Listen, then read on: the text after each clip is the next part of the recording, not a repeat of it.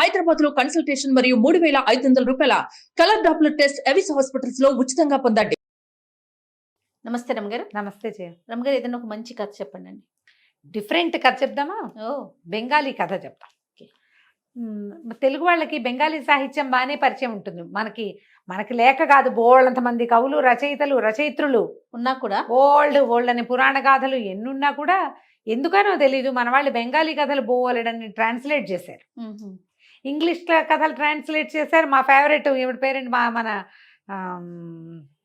మాలతీ చందూర్ గారు పాత కెరటాలు పేరుతోటి అవిను. ఈ బెంగాలీ కథలైతే అసలు ఎన్ని కథలో అందులో నుంచి ఒక చిన్న కథ చెప్తా. కాయకల్ప చికిత్స. ఈ చికిత్సల్లో అంటే ఈ వైద్యంలో కాయకల్పం అనేది ఒక ప్రత్యేకమైన చికిత్స. అదొట్టి డాక్టర్లు కాదు, సాధువులు సన్యాసులు వాళ్ళు చేసేవాళ్ళు. టంటనే మనకు తెలీదు, పేరే తెలుసు. అయితే హరిద్వార్లో కుంభమేళా జరిగిందట. కుంభమేళా అంటే మామూలు సంగతి కాదు. అవును, ఎప్పుడో ఒకసారి 12 ఏళ్లకో 10 ఏళ్లకో 16 ఏళ్లకో వస్తూ ఉంటుంది. ఈ కుంభమేళాని అటెండ్ అవ్వడానికి కలకత్తా నుంచి ఒక కుటుంబం వచ్చారు. మన్మోహన్ రాయ్ అనే పేరున్న ఒక జడ్జి గారు, రిటైర్డ్ జడ్జి. ఆయన భార్య, ఆయనకు ఒకడే కొడుకు మణిలాల్. ఇతను కూడా జడ్జి అయ్యాడు. తండ్రి సీనియర్ జడ్జి, వీడిప్పుడే జూనియర్ జడ్జి అయ్యాడు. కేతకి అతని భార్య, కోడలు. అయితే ఈ మన్మోహన్ రాయ్ గారికి కీళ్ళ నొప్పులు, వృద్ధాప్యంతో ఆయన రిటైర్ అయిపోయాడు. అప్పట్లో 55కి రిటైర్ అయ్యేవారు. 55 ఏళ్లకే రిటైర్మెంట్. ఈ రిటైర్ అయిపోయాక ఆయనకు 58, 59 సంవత్సరాలనే మోకాళ్ళ నొప్పులు, మడవల నొప్పులు, ఏమిటో నొప్పులు. ఎలాగైనా ఈ హరిద్వార్ జీవితంలో ఒక్కసారి వస్తుంది కుంభమేళ అని చెప్పి బ్యాండేజీ బలంగా కాళ్ళకి మోకాళ్ళకి చుట్టించుకుని ఎట్టాగొట్టా కుంటుతూ తక్కుతూ తారుతూ ఎటాగొట్టా నడుస్తూ రైలు దిగి వచ్చారు. కుర్రాడికి ఏం పెద్ద ఆసక్తి లేదు. కాకపోతే కుంభమేళ అంటే కొంచెం ఏదో సముద్ర స్నానాలు అవి ఉంటాయి కదా. అమ్మ నాన్న గొడవ పెడుతున్నారని మండలాలు కేతకి కూడా వచ్చారు. ఇంకా పిల్లలు కలగల, చిన్న కుర్రాడు 30 ఉన్నాయో లేవో. ఆ అమ్మాయి ఇంకా సొగసరి చిన్నది. సరే వెళ్తే ఏమైంది, వీళ్ళు సముద్ర స్నానం అన్నీ చేశారు. ఎటాగొట్ట అట్టగే ఏడుస్తూ గుమస్తా కూడా. అప్పట్లో ఏంటంటే ఇలా పెద్ద వాళ్ళు వచ్చేటప్పుడు వెనకాల పని చేయడానికి దానికి బెంగాలీ కథల్లో ఒక దాసి, ఒక గుమస్తా, వాళ్ళిద్దరూ ఖచ్చితంగా ప్రతి యాత్ర కథల్లోనూ కనపడతారు. గుమస్తా కూడా వచ్చాడు, సర్కార్ అని గుమస్తా. అటు ఇటు తిరిగారు. ఒక సాధు సంతులు ఒక జనం కనపడ్డారు. కనపడితే ఈవిడంది, ఏమండి దండం పెట్టుకుంటే కొడుకు అన్నాడు, ఏంటమ్మా వీళ్ళందరికీ దండాలు దయ్యాలు ఏమక్కర్లేదు, దొంగ మొహాలు ఉంటారు వీళ్ళలో అంటున్నాడు. చిచ్చి అట్లా అనకూడదురా, దండం పెడదాము. ఏమండి మీ కేళ్ళ నొప్పులు తగ్గుతాయేమో, ఏదైనా సాధు సంతులను అడుగుదామండి అన్నది. ఇంకేముంది, చావుకే తగ్గేది నా నొప్పులు, ఇక అయిపోయింది, మన సర్వీస్ అయిపోయింది అన్నాడు ఆయన భర్త జడ్జి గారు. సరే ఇద్దరు కలిసి వెళ్ళి దండం పెట్టారు. కోడలు కూడా నెత్తి మీద ముసుకేసుకుని, వాళ్ళంతా ముసుగుల వాళ్ళు కదా, దండం పెట్టడానికి వచ్చింది.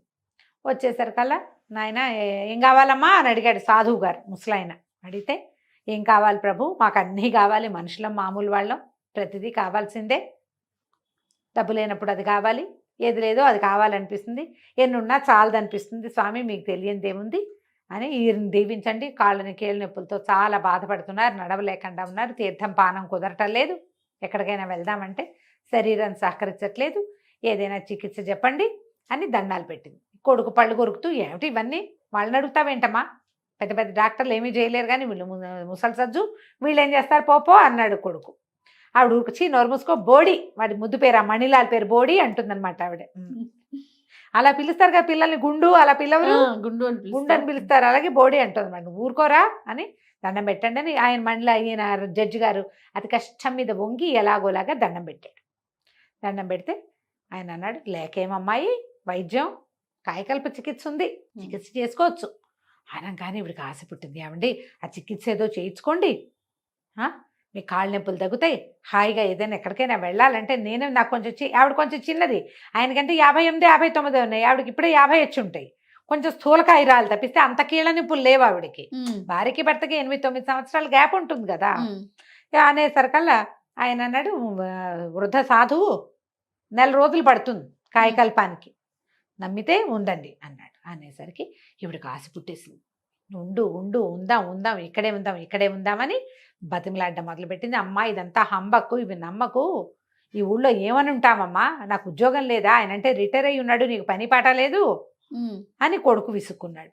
పిసుకునేసరికల్లా ఈయన మెల్లిగా సాధువు గారి దగ్గర కూర్చుని చిన్న సాధువుల దగ్గర విషయం కనుక్కున్నాడు. 1 నెల రోజులు ఏకాంతం, చీకట్లో ఉండాలి. 1 నెల రోజులు బయట ఏదైనా వార్తలు ఇవ్వటమే తప్పిస్తే చూడకూడదు. 1 నెల రోజుల పాటు లోపల ఉండాలి.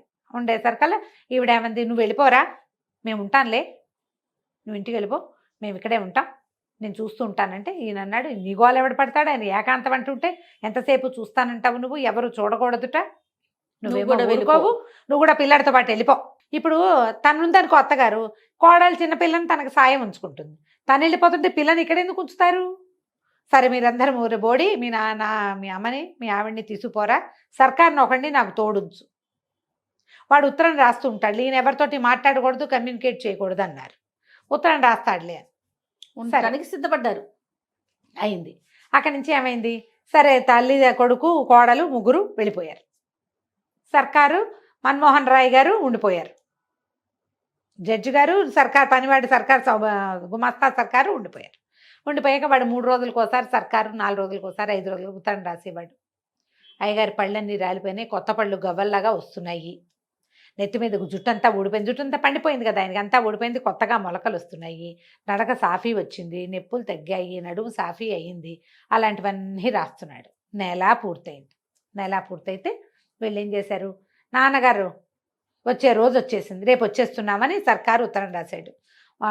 టికెట్లు బుక్ చేసుకున్నారు. సర్కారు అయ్యగారు బండెక్కారు. బండెక్కాక ఆ బండి దిగాక అతను ఏమన్నాడు, ఈయన జడ్జి గారు, ఒరే సర్కార్, నువ్వు బజార్ వెళ్ళి కొంచెం పళ్ళు స్వీట్లు అవి కొనుక్కురా, నేను మన వాళ్ళని కొంచెం తమాషా చేస్తా అని చెప్పాడు. చెప్పేసరికి సరే సర్కారు బజార్లోకి వెళ్ళాడు.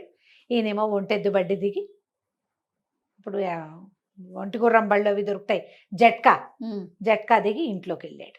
ఇంట్లోకి వెళ్తే ఆ రోజు ఏమైంది, మీ నాన్న ఎప్పుడురా వచ్చేది అని వాళ్ళ అమ్మ అడిగింది. అడిగితే అమ్మ మధ్యాహ్నం బండికి వస్తారు, సాయంకాలం బండికి వస్తారు. వీళ్ళు ఏం చేశారు, మధ్యాహ్నపు బండికి వచ్చేసారు. ముందుగా సాయంకాలం బండికి వస్తారంటే ఈ కేతకి ఏం చెప్పిందంటే, ఏమండి నేను మనం బజార్లో చూసిన చీర పట్టుకురండి, నేను ఆ చీర కట్టుకునే స్టేషన్కి వస్తా, చీర కట్టుకోకపోతే స్టేషన్కి రాను మామగారిని రిసీవ్ చేసుకోవడానికి అనేసరికి ఈయనన్నాడు, ఏమే నేను కూడా కాయకాలు పనిచేసుకుని వృద్ధుని అయిపోతాను, నీ రోగం బాగా కుదురుతుంది. మొగుడు పెళ్ళాలు బోళ్ళంతా సరసం ఆడుకున్నారు. తల్లేమో సరే అమ్మాయి ఏమిటి మేడ మీద ఉన్నారు వాళ్ళిద్దరు, కోడలు ఒక గదిలో, కోడలు కింద గదిలో ఏదో పని చేస్తుంది, అత్తగారేమో పై గదిలో. ఈ పిల్ల ఏం చేసింది, ఏదో పని చేసుకుంటుంది, భర్త ఏమో ఆఫీస్కి వెళ్ళిపోయాడు. మధ్యాహ్నం మామగారు వచ్చాడు. ఈయన లోపలికి వెళ్ళేసరికల్లా ఆ పిల్ల ఏదో పని చేసుకుంటుంది, నెత్తి మీద ముసుగు లేదు. చప్పుడయ్యేసరికల్లా వెనక్కి తిరిగి ఆ వచ్చారు చీర తెచ్చారా అని అడిగింది. ఈయన నిర్కాంతపడి, ఇదేమిటి కోడలు ఏనాడు ఆ పిల్లని ముసుగు లేకుండా చూసింది లేదు, చూడకూడదు అట్లా, వాళ్ళ పద్ధతి కాదు. అదేమో సగం పవిటంతా వెనకాల వీపు జీరాడిపోయి వీపంతా కనపడుతుంది. మొహం ఏనాడు ఆయన కోడల మొహం పెళ్లినాడు చూశాడు, మళ్ళీ చూడలేదు. ఆ పిల్లటి తిరిగి చీర తెచ్చారా తేలేదా, చీర తేకుండా నేను రావద్దని చెప్పానా లేదా, మరి ఇంట్లోకి ఎందుకు వచ్చారు, ముందు వెళ్ళి చీర పట్టుకురండి అంది. అనేసరికి ఈయన గిరుక్కుని తిరిగాడు. ఆ అమ్మాయి ఏమనుకుంది, భర్తే చీర పట్టుకు రావడానికి వెళ్ళాడు అనుకుంది. ఈయన గబగబా మెట్లెక్కి పైకి వచ్చాడు. మెట్లెక్కి పైకి వస్తే ఆవిడేమో ఏదో కుట్టుకుంటుంది కూర్చొని, ఆ భార్య కాస్త కను వెలుగులో ఉంది. అమ్మి నేను వచ్చేసాను అన్నాడు. అమ్మీ అన్నాడు. ఇవిడికి అమ్మలాగా వినపడింది. ఏమిట్రా బోడీ, ఎప్పుడురా మీ నాన్న వచ్చేది అని అనగానే నిర్కాంతపడికి ఏమిటి బోడీ బోడీ అంటుంది, ఏమిటో తెలియలేదు. నేనేనే అన్నాడు. నేనేనే అనగానే ఏమిటది, ఏం మాట్లాడుతున్నావు, ఏమిటా మాటలు, సరిగ్గా మాట్లాడు వెధవా అంటుంది ఆవిడేమో.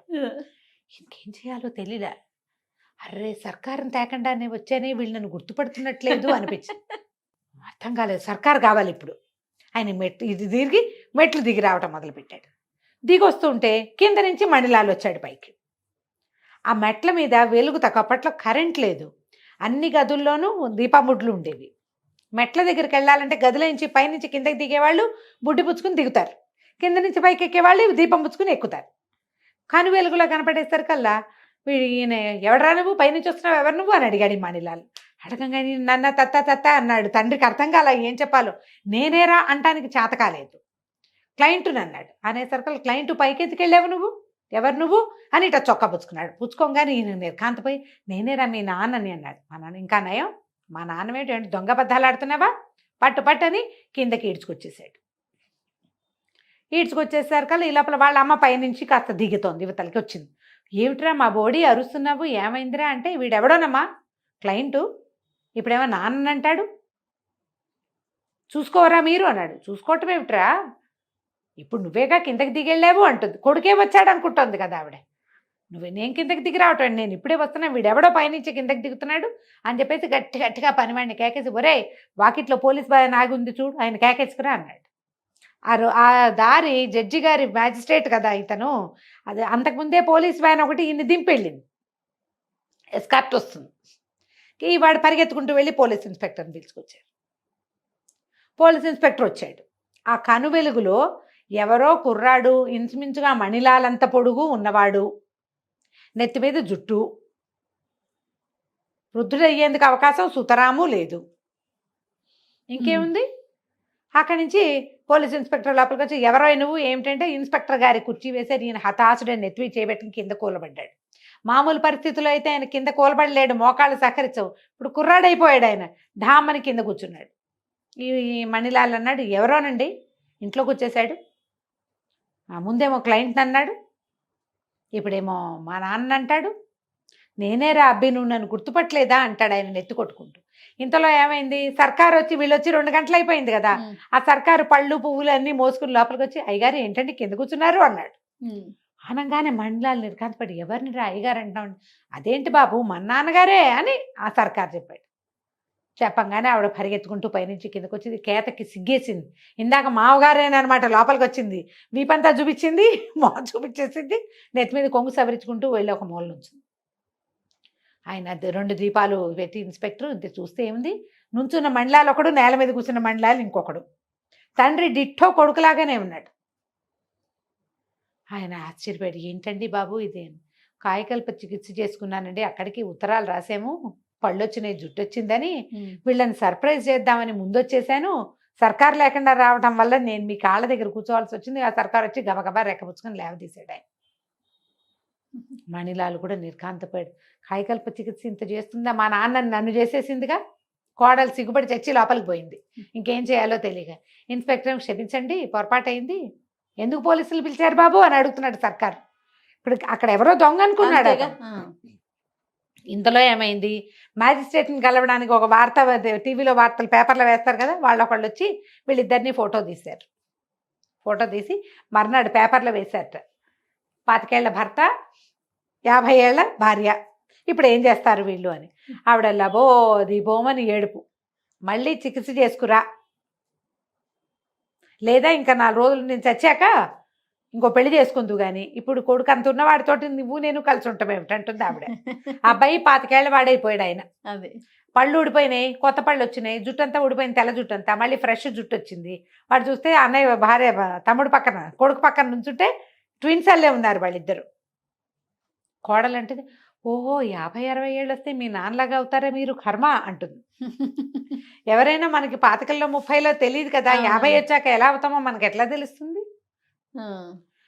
అప్పుడు వార్తల్లో కూడా పడ్డారట వాళ్ళు. కాయకల్ప చికిత్స చేసుకుంటే భార్యాభర్త ఇద్దరు చేయించుకుంటే ఇద్దరు యంగ్ అయ్యను. ఆవిడ ఇక్కడే ఉంది, ఆయనకి మోకాళ్ళ నొప్పులు పోవడం కోసం చేస్తే ఇదిగో ఇది అయ్యిందనమాట. కథ కంచికి మనం ఇంటికి. బాగుంది రమ్మగారు. నమస్తే. నమస్తే.